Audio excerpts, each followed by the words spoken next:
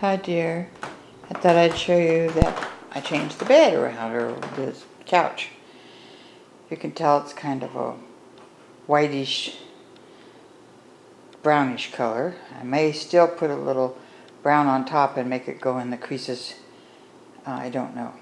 And then this is the bed clothing that I put on it for now.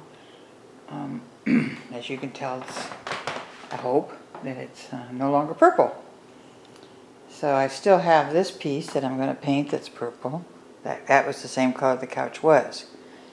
And now it's this other color. And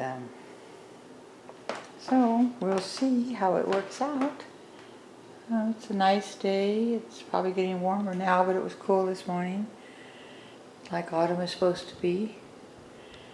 And I just thought I'd give you a quick little video that wouldn't take me long to load. There's my pine cones I'm going to do something with that you sent me.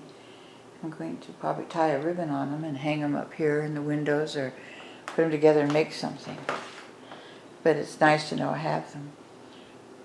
A little while ago I had those people come, gave me a really nice blessing. It was very nice. And they told me how beautiful they loved my home and how peaceful it was. They couldn't get over the peace in here. And that made me happy.